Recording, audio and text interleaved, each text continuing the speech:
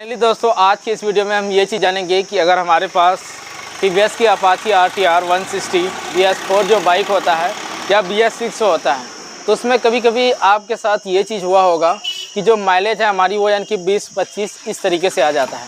तो फाइनली इस तरीके से क्यों होता है, हम कहाँ पे गलती करते हैं, कहाँ पे मिस्टेक करते हैं, आखिर क्या वजह होता है जो कि इस तरीके से कारण होता है। अगर हम पूरा फुल मेंटेनेंस नहीं रखते हैं तो उसी का ये प्रॉब्लम होता है जो कि हमारी बाइक उस तरीके से माइलेज नहीं देती है।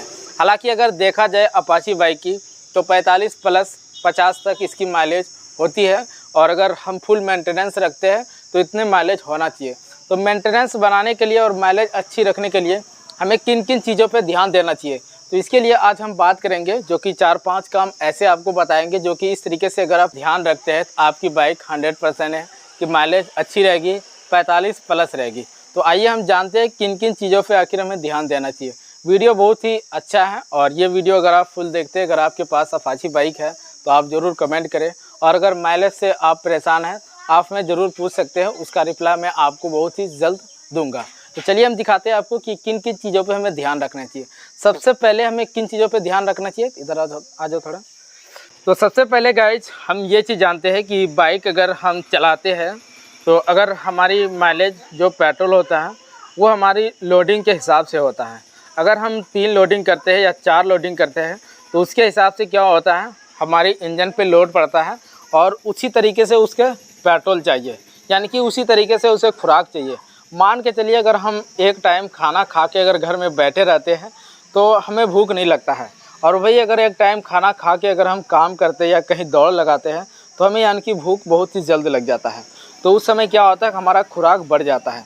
तो उसी तरीके से बाइक में होता है, अगर 3 लोडिंग या 4 लोडिंग हम बैठते हैं तो बाइक के ऊपर वज़न ज़्यादा होता है, और वज़न ज़्यादा होने के कारण से हमारी बाइक के अंदर पेट्रोल यानी कि खुराक उसे ज़्यादा चाहिए, तभी वो यानी कि चल पाते हैं। एक तो ये हमारा नॉर्मल है कि अगर हम 3 लोडिंग बैठाते हैं तो उसमें यानी कि हमारी जो माइलेज है वो तो कम देगा ही।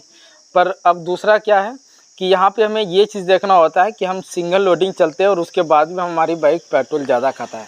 तो उसमें हमें आपको चक्का देखना होता है, ये जो आगे फ्रंट चक्का है, रियर चक्का है, इसमें अगर आप देखेंगे यहाँ पे डिस्क लगा हुआ है, ये देखिए डिस्क लगा है, और आगे में भी डिस्क लगा है। तो इसमें हमें क्या होता है, कभी कभी हमारी जो डिस्क है वो यानी कि जाम होता है, चाहे तो आगे की या पीछे की, हमारी चक्का जो होता है वो यानी कि जाम चलने लगता है। और अगर इस तरीके से जाम चलेगी तो ये तो फाइनली है कि हमारी बाइक के अंदर लोड पड़ेगा, हमारे इंजन पे लोड पड़ेगा, तो वो पेट्रोल यानी कि ज़्यादा खाएगा ही, अगर हम सिंगल चलते हैं उसके बाद भी। तो मैं आपको यहाँ पे ये चीज़ दिखाता हूँ, इसकी जो चक्का है उसकी यानी कि ये देखें, चक्का जो है इस तरीके से यानी कि फ्री होना चाहिए। अब ऐसा नहीं कि हमने पूरा ताकत से यानी कि इसे इस तरीके से घुमाया और एक पाक भी नहीं घुमा और ये रुक गया, तो उसे कहते हैं जाम। ये बिल्कुल फ्री है। तो आगे की चक्का इस तरीके से यानी कि फ्री होना चाहिए, जो पीछे की चक्का है वो भी यानी कि फ्री चलना चाहिए।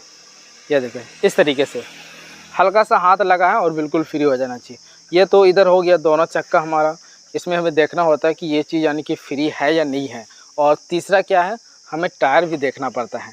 टायर अगर आपकी पूरा प्लान है, आगे की या तो पीछे की, यहाँ पे देखें ये टायर हालांकि अभी 2-3 महीना हुआ है लगाने से, अगर पीछे की जो टायर होता है वो यानी कि पूरा प्लान हो जाता है, ख़राब जो हो जाता है, वो हमारी बाइक यानी कि रोड पे चिपक के चलने लगती है, और उसके ज़रिए से भी इंजन पे लोड ज़्यादा पड़ता है, तो उसके वजह से भी हमारी पेट्रोल ज़्यादा खाने की प्रॉब्लम करता है।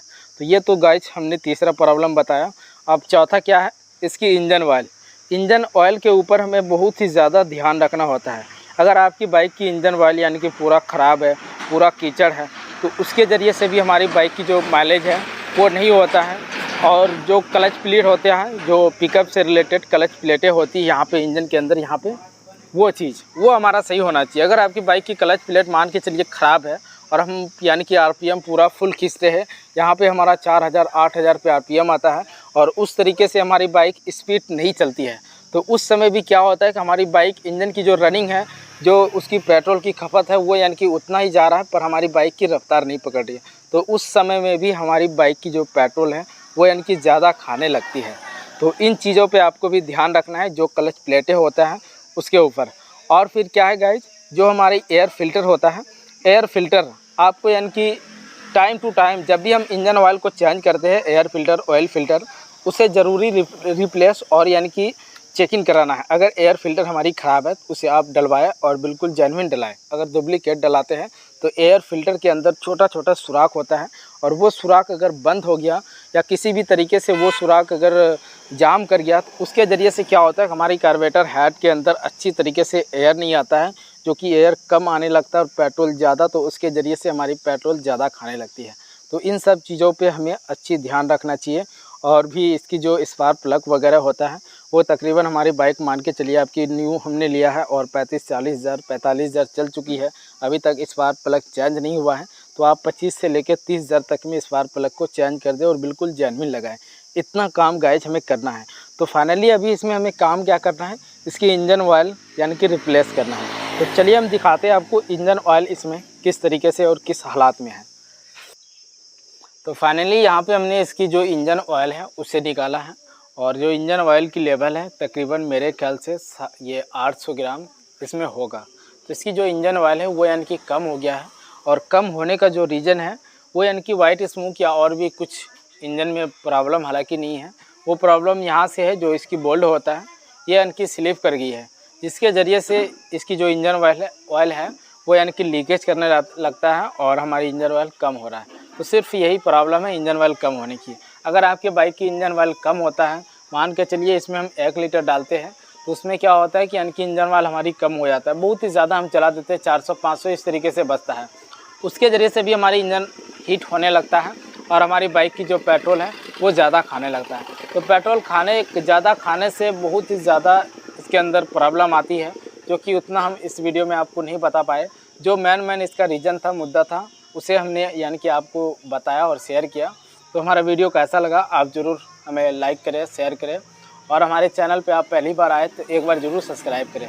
तो इस तरीके से अगर आप ये 5 काम करते हैं तो 5-6 काम के ऊपर अगर आप ज़्यादा मेंटेनेंस करते हैं, ध्यान रखते हैं, तो आपकी बाइक ये 100% है कि आपकी बाइक 50 तक माइलेज आराम से देगी।